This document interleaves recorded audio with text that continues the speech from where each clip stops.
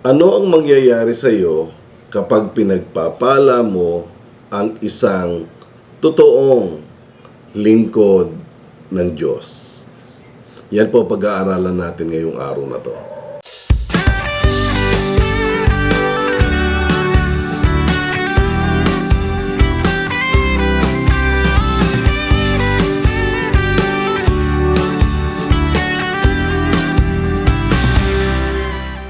Mapagpalang buhay po sa atin lahat, mga ka-worship. Kamusta na po kayo? Welcome po sa Usapang Born Again. At sa araw na ito, ang paksa po na ating pag-uusapan ay may kinalaman po dito sa nakaraang Bible study namin. Ano ang mangyayari sa iyo kapag pinagpapala mo ang isang totoong lingkod ng Diyos? Kasi po, may mga tao talaga na nasa church, gustong-gusto nilang binebless yung pastor nila. Okay? At meron naman na mga tao sa church na para bang ayaw nilang pagpalain ang pastor nila. Well, anyway, meron ka bang mahihita kapag ang isang pastor or ang pastor mo sa church ay pinagpapala mo? Ano ang mangyayari sa iyo kapag si pastor na dinadaluhan mong church ay talaga namang nagtatrabaho or gumaganap sa ministry ayon sa kanyang panawagan, ay pinagpapala mo?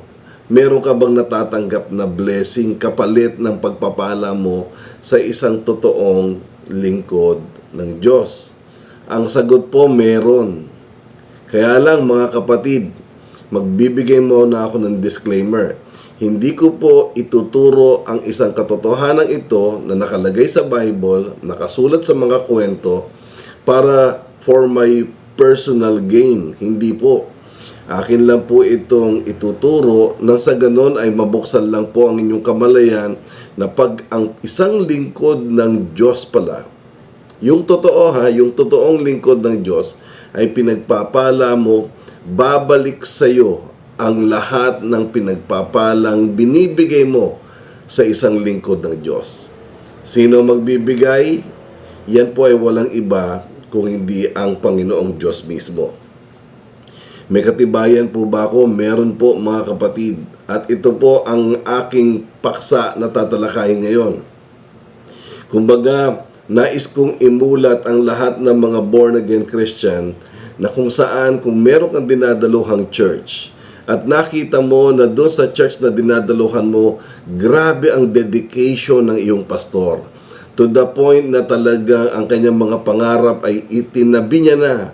At ang lahat ng mga plano nila sa buhay mag-asawa ay inilagay na lang sa isang sulok nang sa ganun i-priority ang ministry, ang panawagan, ang gawain, ang calling niya para gampanan. Alam ho ninyo, ikaw ay nasa isang tamang iglesia at ang pastor na yan, kapag pinagpapala mo, may mangyayari sa iyo na kung saan kagaya ng mga nangyari sa mga taong tumulong sa totoong lingkod ng Diyos.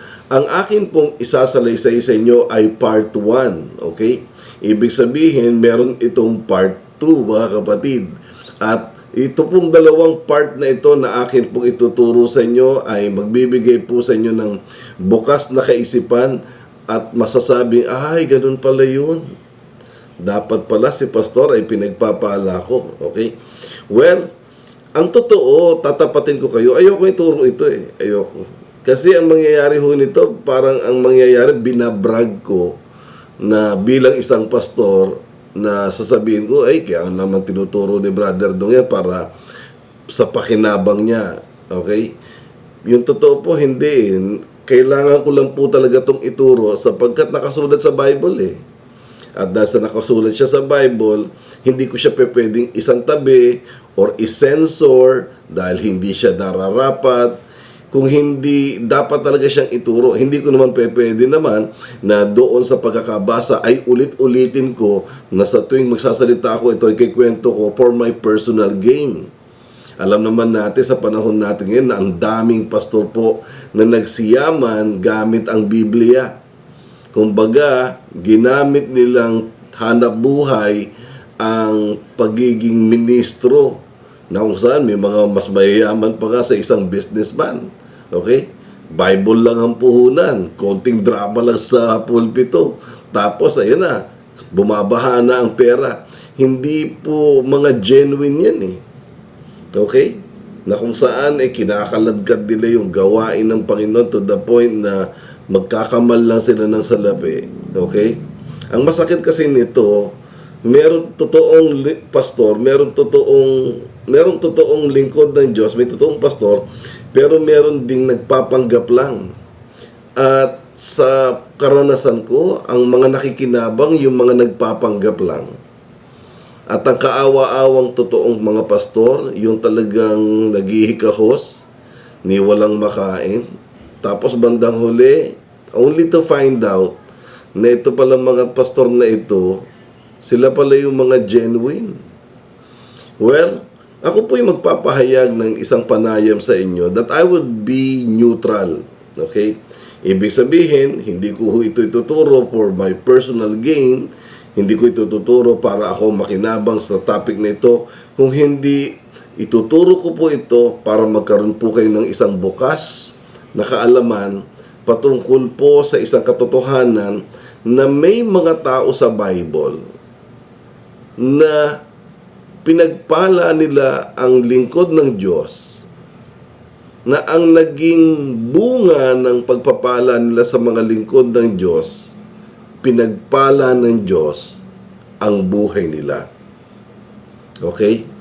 Kumbaga, may mga tao sa Biblia na kung saan ay sila yung mga totoong naglilingkod sa ubasan ng Panginoon at pinagpala sila ng mga partikular na taong ito. Alam ho ninyo, itong mga taong ito na nagpala sa isang lingkod ng Diyos, hinabol sila ng pagpapala. Ngayon, para hindi na ho maging matagal pa ang aking panayam, magsaside po ako ng isang kwento na maaaring nabasa niya ninyo at maaari rin na ituro na ng inyong pastor. Ito po ay kwento ng isang babaeng Sunamita or isang Shunammite woman. Ngayon, saan matatagpuan ang kwento ng Shunammite woman? Siya po ay matatagpuan sa dalawang chapter ng 2 Kings. Yung isa po ay 2 Kings chapter 4 at isa po ay 2 Kings chapter 8. Magkahiwalay po ito at pareho ko po itong isasama sa aking discussion sapagkat dito po natin makikita kung paano ibabalik ng Diyos ang ginawa niyang tanim sa isang totoong lingkod ng Diyos. Nakaready na ho kayo? Okay? So, makipagbukas po kayo sa akin sa 2 Kings chapter 4 verse 8 until following. Okay? 2 Kings chapter 4 verse 8, ganito po ang pagkakabasa. One day, Elisha went to Shunem. A well-to-do woman was there who urged him to stay for a meal, so whenever he came, he stopped to eat. And then she said to her husband, I know that this man often comes on our way is a holy man of God. Let's make a small room on the roof and put it in a bed and a table, a chair and a lamp for him. There he can stay whenever he comes to us. And then one day Elisha came and he went up to his room, lay down there, and he said to his servant Gehazi, call the Shunammite woman. So he called her, and she stood before him, and Elisha said to him, tell her, you have gone all this trouble for us. Now, what can be done for you? Can we speak on your behalf to the king or to the commander of the army? And then she replied, I have a home among my own people.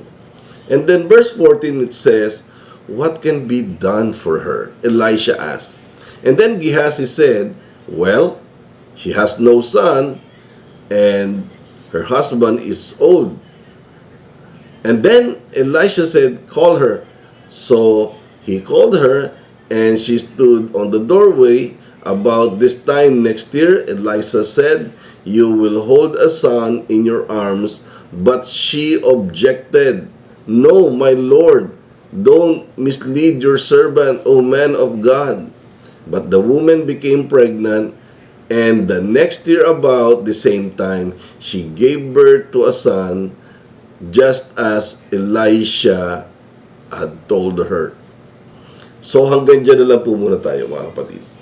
Pag tinagalog po natin dito at ipaparaphrase ko siya, merong isang lingkod ng Diyos. Totoong lingkod ng Diyos. Si Elisha po ito. Okay? Si Elisha po ay nagpupunta sa Shunem.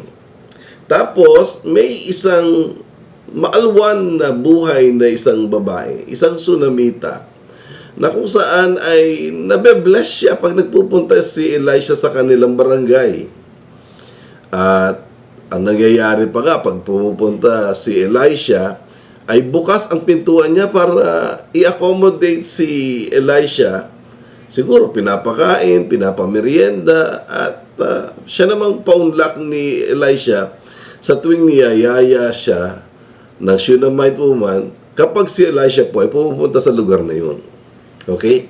Hanggang sa dumating po yung pagkakataon na itong Shunammite woman na ito ay kinausap niya ang kanyang asawa. Sabi niya, sweetheart, sabi niya, alam mo, sa tingin ko, itong lalaking ito, itong man of God to, ay totoong holy man of God. Oo nga, sabi ng asawa. Kasi may balak ako. Ano yun? Sweetheart, sabi niya, sa upper room natin, sa roof natin, ipagpagawa natin siya ng silid, sabi niya. Tapos, lagyan natin ng kama, tapos lagyan natin ng lamesa, lagyan natin ng silya, saka lagyan natin ng lampara. Kumbaga, yung roof kasi nila ay bato. Okay? So, lumalabas yung bato na yun, ay palalagyan niya po ng kwarto, at pagkatapos, bukod sa kwarto, may kama, may lamesa, may silya, at saka may lampara. So, 5 po ang gagawin. Una, kwarto, tapos kama, tapos lamesa, tapos silya, tapos lampara.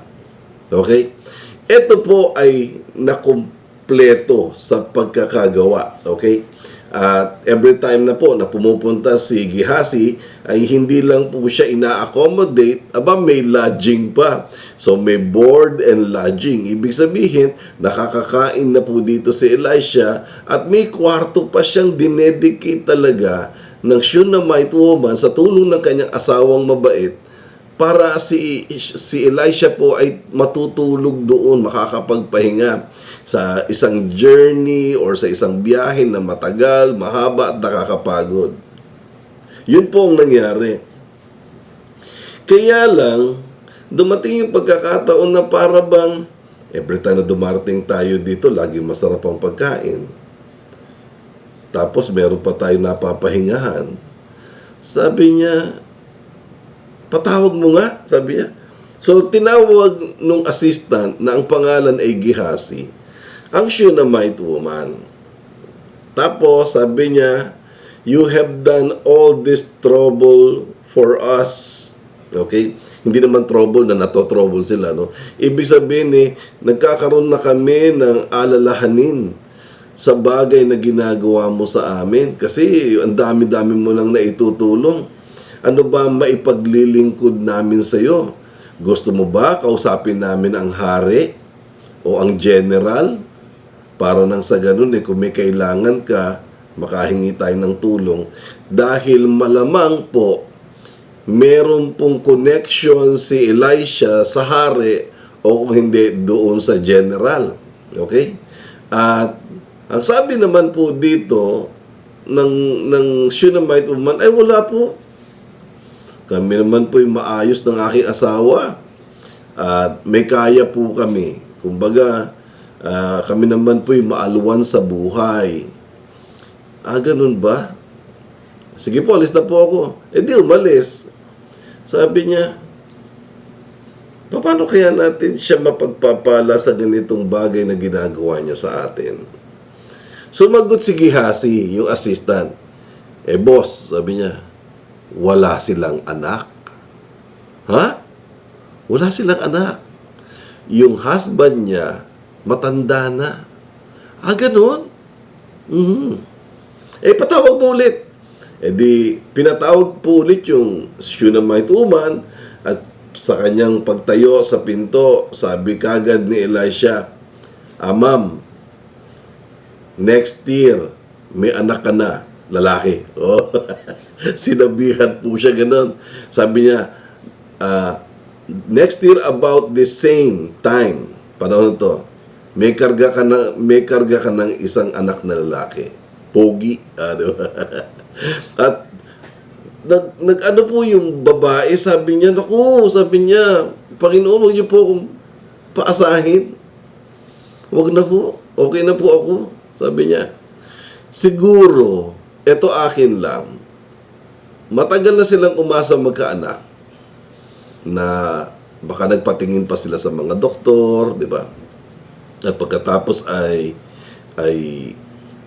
dumaan sila sa series of tests and examination and evaluation para nga makapag-take sila ng mga vitamins ng sa ganun. Mabuntis siya. Nag-attempt sila, malamang nag-fail. Kaya ayaw niya nang umasa.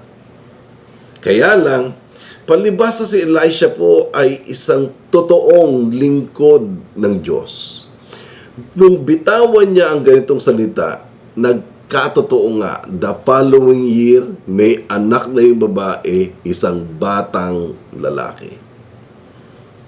So, binless na siya.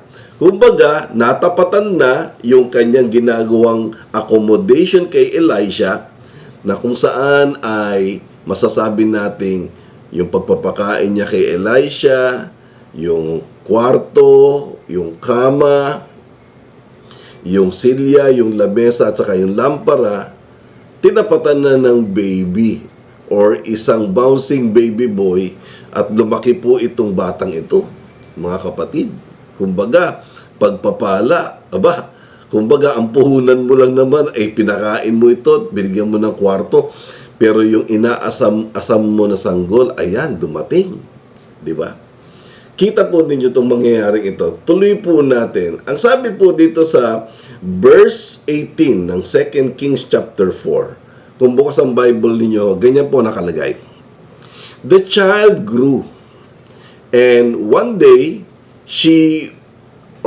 he went out with his father who was with the reapers.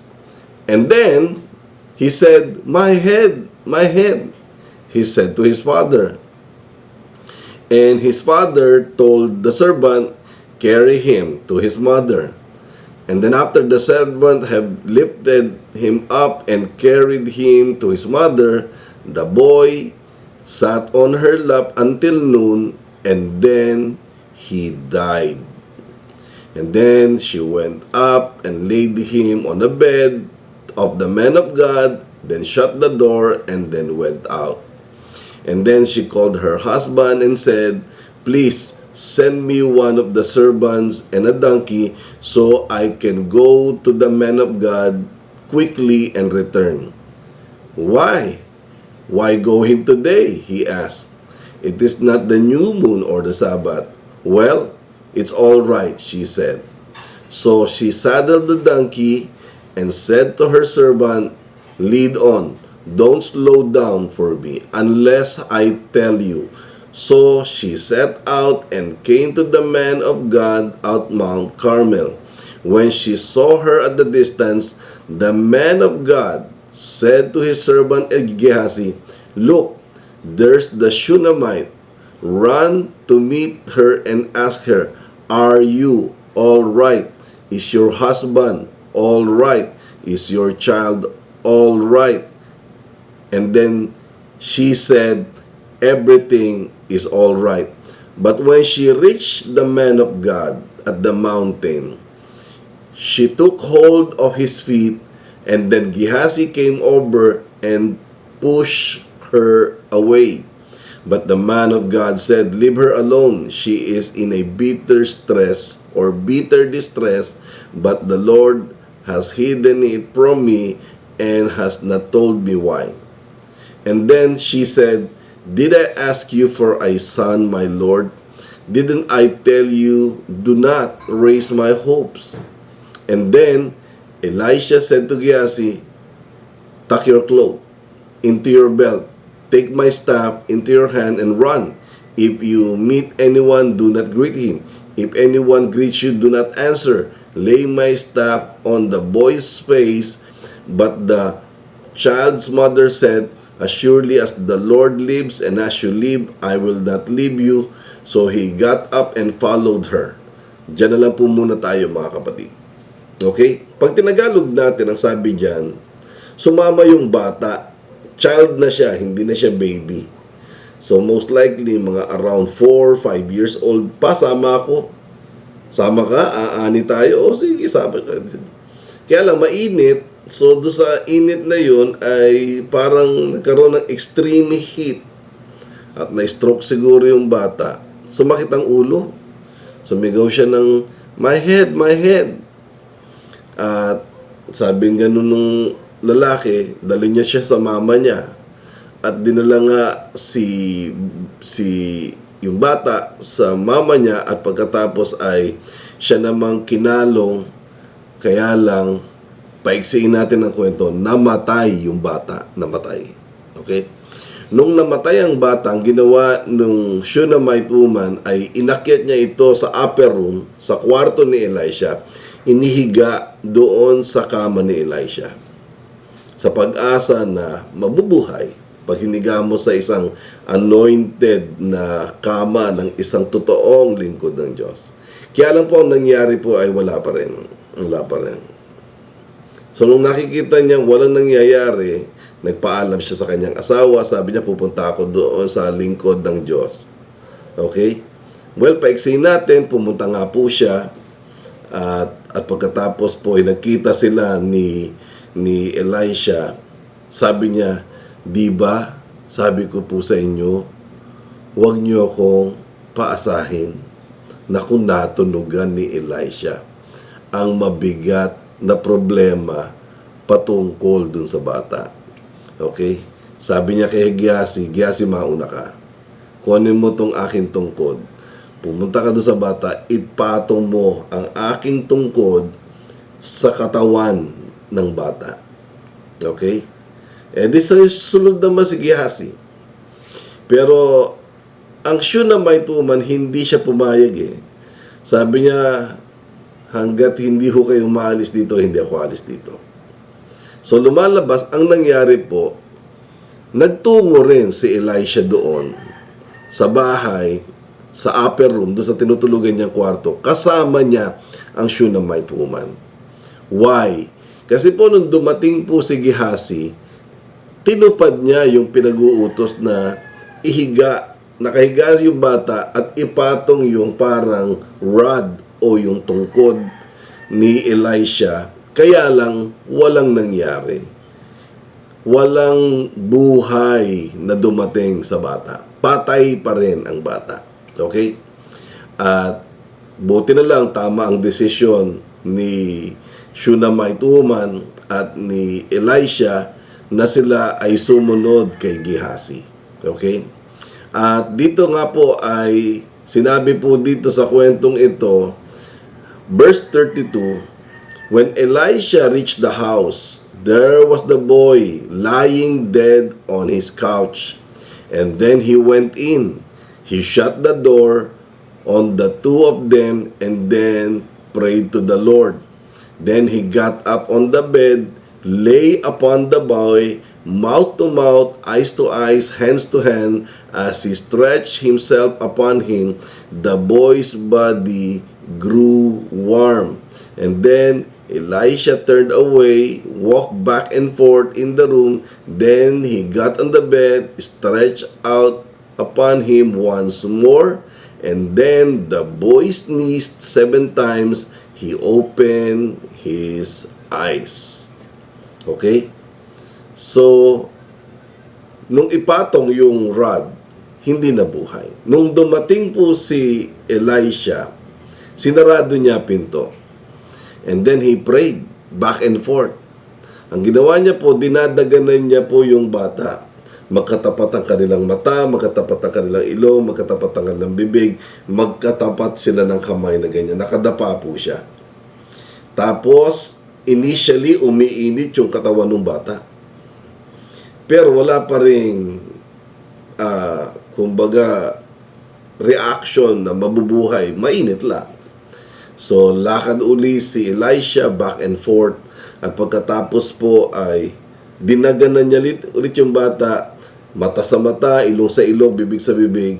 Yun po, hindi lang uminit, nabuhay ang bata, humatching ng 7 beses. Nabuhay ang bata. Okay? So, mapapansin po ninyo, yung bata po ay na-restore yung buhay niya. Okay? Ang ganda ng nangyari. So, yung bata po ay nakapiling ng tatay at nanay niya. Kaya alam mga kapatid, hindi po natapos doon ang nangyayari. Okay?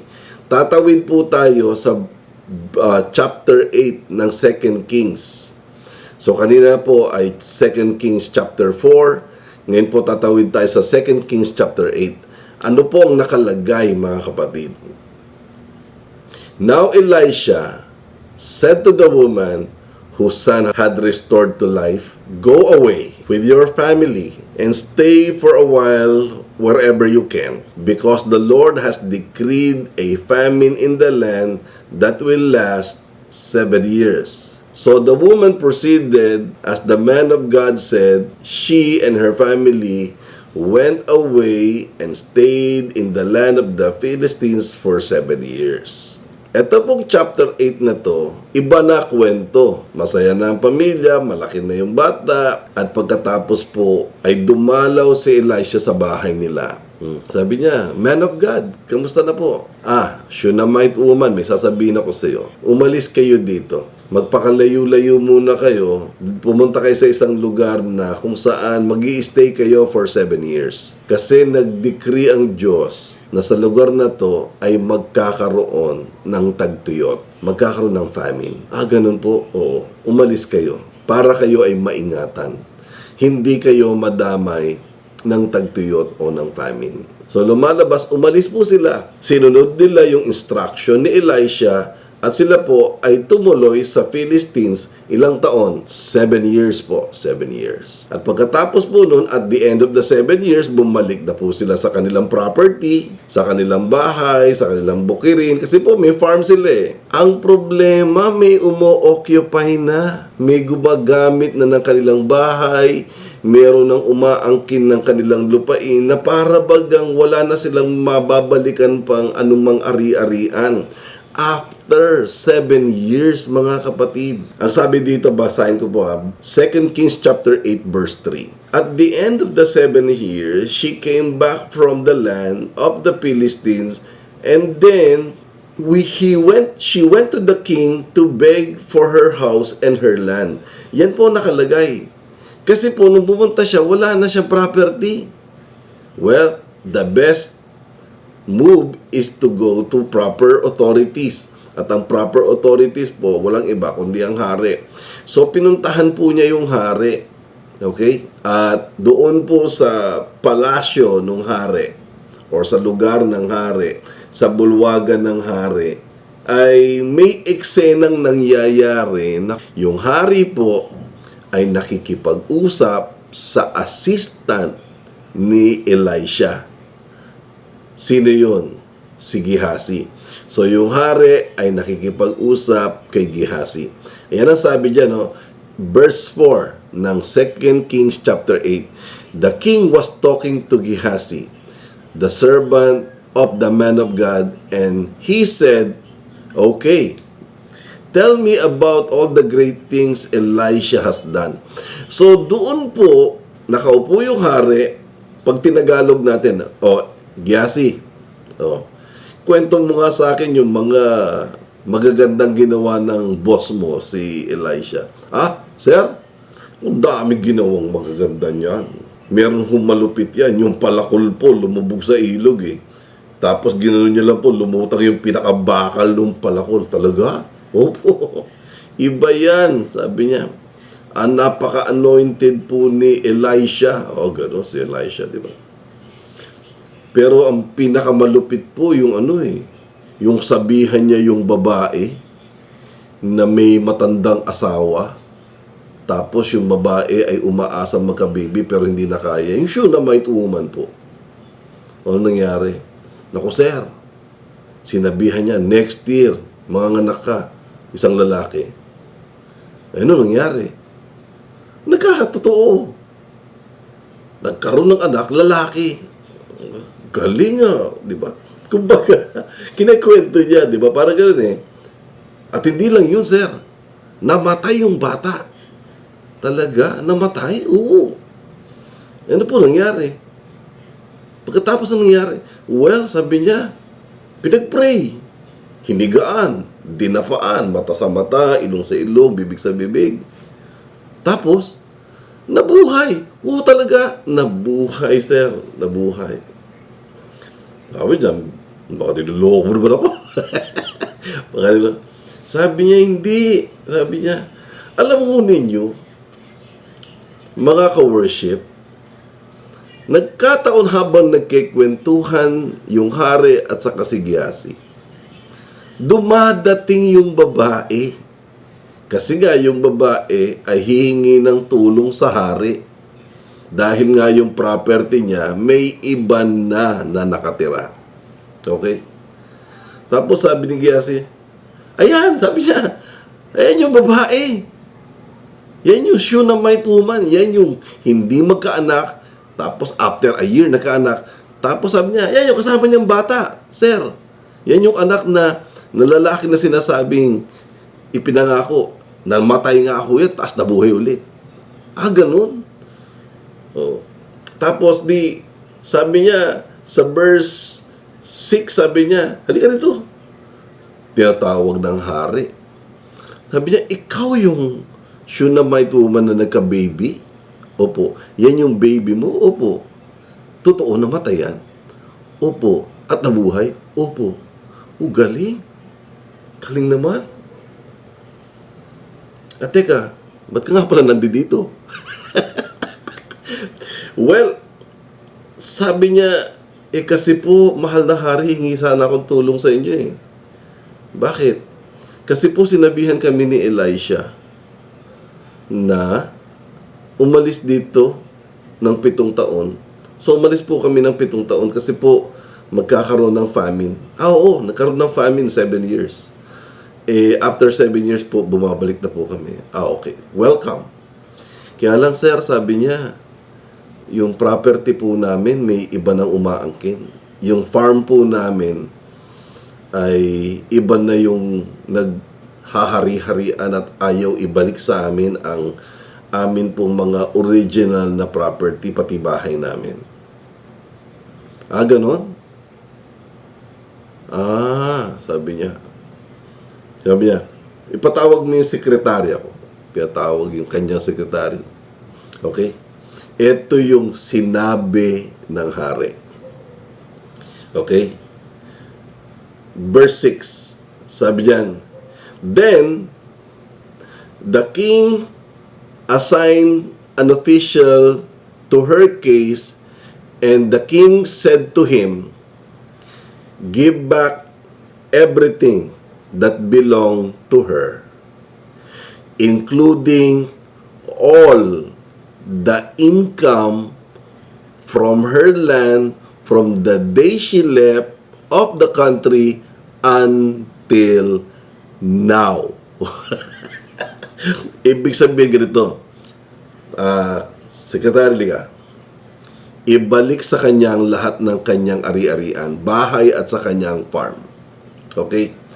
At bukod dyan, ibalik sa kanya ang income ng kanyang ani mula nung siya ay umalis hanggang ngayon sa kanyang pagbalik. So, 7 years. Okay? Kung i-expand natin ang kwento, sasabihin ng secretary or ng official, Ma'am Shunammite, pwede po ba ako magtanong? Ano po yun? Yung farm po ninyo, magkano ang annual income? Well, ang annual income po niya ay 1 million a year. 1 million. So, ilang taon po kayo nawala? 7 years po. Okay. Ganito po gagawin. Ayon sa utos ng hari, ibabalik po namin ng bahay ninyo, mga property po ninyo at pati farm ninyo. At dahil 7 years po kayo nawala, per year po ay 1 million, bibigyan pa po namin kayo ng 7 million. Ang galing, di ba? So lumalabas mga kapatid, kung titignan po natin sa kabuuan ng konteksto ng kwento, ang pinuhunan ng Shunammite woman dito ay pinapakain niya. That's number 1. Number 2, binigyan niya ng kwarto, binigyan niya ng kama, binigyan niya ng silya, binigyan niya ng lamesa, binigyan niya ng lampara. Yan lang ang binigay niya. Dahil nga binigyan niya ng pabor ang isang totoong lingkod ng Diyos.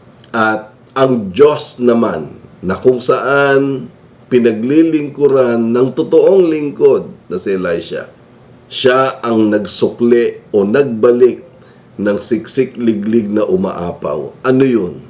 Number 1, binigyan siya ng anak. Namatay eh. O di binuhay ang anak. Tapos, inilayo sa kapahamakan dahil magkakaroon ng 7 taon na famine. Inilayo para hindi madamay sa mga paghihirap ng sobrang tagtuyot. 7 taon. Iningatan. At bandang huli, nung bumalik, akala niya mawawalan na siya ng property dahil may umaangkin ng iba. Ibinalik ang bahay, ibinalik ang ari-arian, at yung 7 taon na wala sila. Kinumpute yun. Kung magkano ang annual income, ibinigay yun ulit, pabalik sa kanila. Sobrang blessing ang natanggap ng Shunammite woman ito. Bunga lang ng kanyang pagpapalang binibigay sa isang totoong lingkod ng Diyos. Galing, no? Ang galing. So, lumalabas mga kapatid, may totoong lingkod ng Diyos na kung saan ang mata ng Diyos na ito nakasubaybay sa isang totoong lingkod ng Diyos. Okay? Dahil ang totoo, itong totoong lingkod ng Diyos naman na ito, hindi naman talaga siya matakaw sa pera eh. Okay? Kahit wala yung mga pinagbibigyan niya, okay lang. Kaso nga, binigyan siya eh. Binigyan siya ng kwarto, binigyan ng higaan. Ano gagawin niya? Di syempre tutulugan, di ba? Bukas ang pintuan, pinapapasok siya at pinapakain. Ano gagawin niya? Di kakain. Pero hindi yung, bigyan niyo ako ha. Kasi may project ang church, may nagsusulisit kami, sister, brother. Yung mga nagsusulisit na pastor, hindi si Elisha yan. Hindi si Elisha yan. Ang totoong Elisha ay yung mga pastor na never nilang ipaparinig na may kailangan sila. Yan ang totoong pastor. Yung pastor mo ba ganon? Yung pastor mo ba ay hindi nagpaparinig? Kaya lang ipinaririnig ng Diyos sa puso mo na siya mismo ang nagsasabi sa puso mo, i-bless mo ang pastor na yan. Kasi yan ang Elisha sa iyong panahon. O, diba? Kasi po, ako minsan, sa tagal po ng aking karanasan sa ministry, more than 30 years, nakakita po talaga ako ng mga pastor na matatakaw. Matatakaw. Parinig, sasabihin, alam nyo, church, sabi niya, ang pastor must receive double honor. Double honor daw. Kino-coach yung kay Paul. Okay? Na ang ibig sabihin ng honor ay honorarium.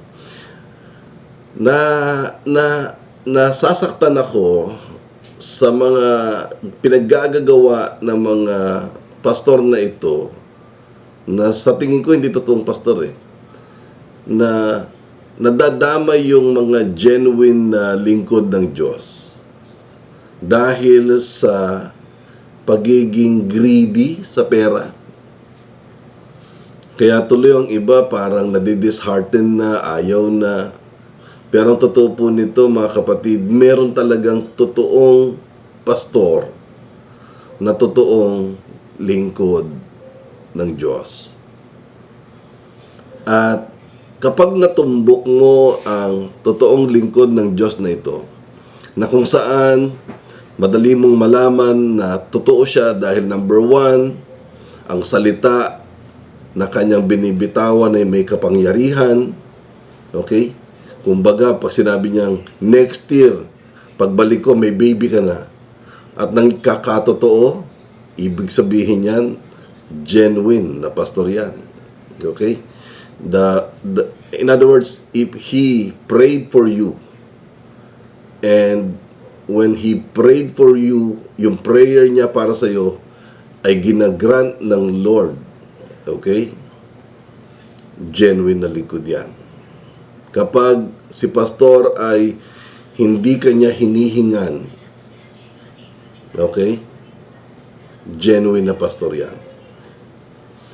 Kapag si pastor ay nahihiya dahil sa tinatanggap niya ay nagkakaroon ka ng parang kasiyahan pero siya naman ay nababagabag dahil nga tumatanggap siya at di niya alam kung paano ito susukli, genuine na pastor yan.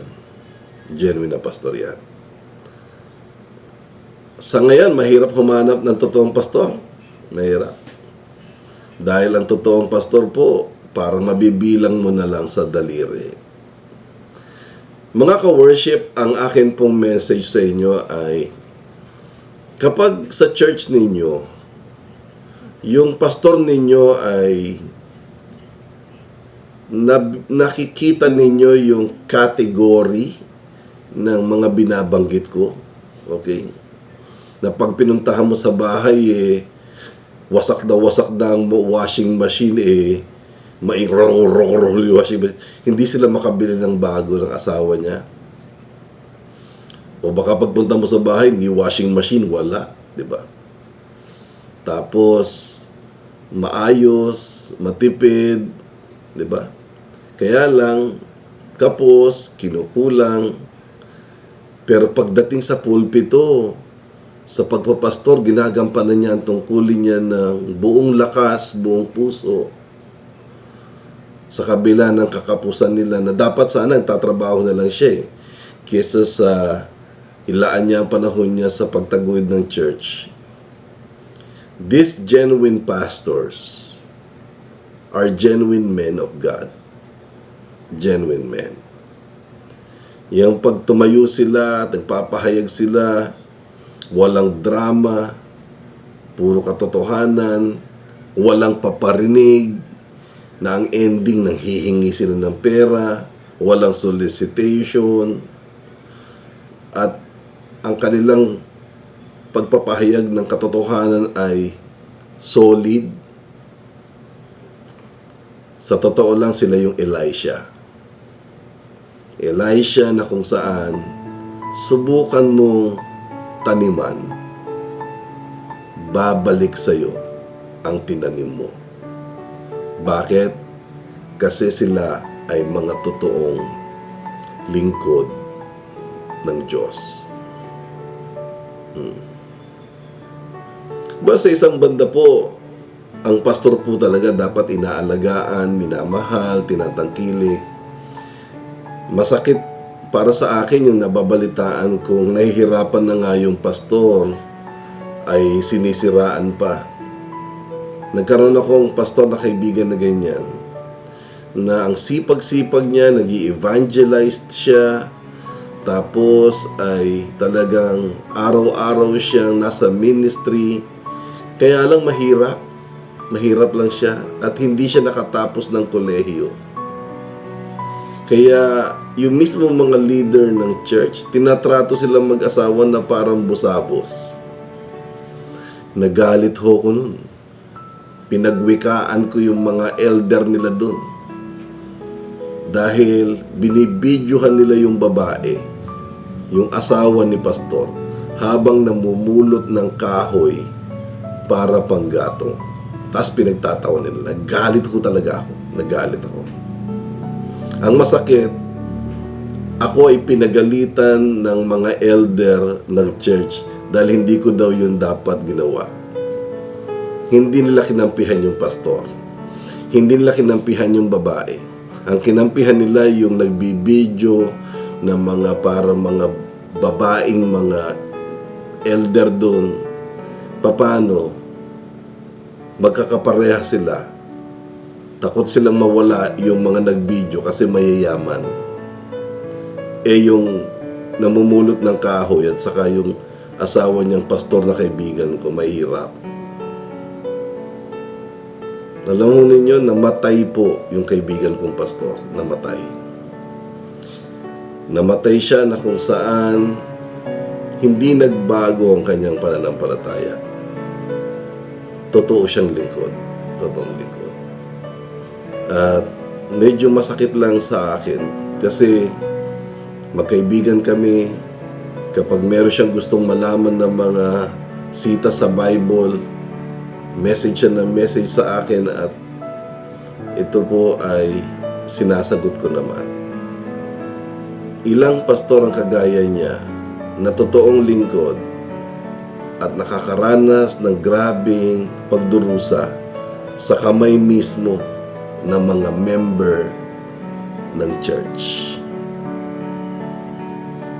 Well, ngayon po ay nasa langit na siya sapagkat pinauwi na siya ng Panginoon. Paano na pamilya niya? Well, ang pamilya niya po ay nagpatuloy pa rin sa gawain. In fact, yung anak po ay minana yung sipag at katyagaan ng tatay na kahit sa kalsada nagpipreach. Mga kapatid, ang dinadrive kong kwentong ito, ang mga totoong lingkod ay kagaya ni Elisha. Sa kuweba nakatira, mag-isa. Walang ginawa kundi gamitin ng Panginoon at manalangin. Magpahayag, manalangin, magpahayag, manalangin. Tapos, etong Elisha na ito ay binigyan po ito ng maraming damit ni General Naaman, yung kiniketong na general. Pero hindi niya tinanggap Hindi niya tinanggap. Ibang kwento po yun. Si General Naaman ay kiniketong. Pero going back into this beautiful story, na binibigyan siya ng pagkain, tinatanggap niya kinakain niya. Binigyan siya ng kwarto, tinanggap niya May kama doon, tinanggap niya, natutulog siya doon sa kwarto. Kasi po, tinuro sa amin yan na ang totoo, huwag kayong maghihingi sabi gano'n. Pero huwag din kayong tatanggi. Ask nothing, but refuse nothing. Okay? Hindi yung ask for anything. Kumbaga, manghingi ka na manghingi. Huwag gano'n. Hindi dapat kinakaladkad ang sinumang member ng church dahil lang ikiklaim mo ikaw ay pastor na kagaya mo si Elisha na dapat ay pagpalain ka dahil pagpapalain sila. Pag ginanyan mo, nawawalan ng bisa ang katotohanan sa kwento po na pinag-aralan natin. So mga kapatid, gusto kong i-drive sa inyo na may katotohanan na ang totoong lingkod kapag pinagpala mo, ano mangyayari sa iyo? Pagpapalain ka rin. So yun lamang po mga ka-worship. I hope kayo po ay napagpala ng mensaheng ito na ngayon po ay ating napag-usapan. Muli sa pangalan po ng Jesus Heart of Worship Church. Ako po si Brother Dong Galan at sa programa ng Usapang Born Again. Pansamantala po ako magpapaalam. Mag-iiwan ako sa inyo ng pagpapala. God bless you and see you next time. Please like, subscribe, and hit the notification bell para updated po kayo sa mga latest videos na ilalabas ko linggo-linggo. Maraming salamat po.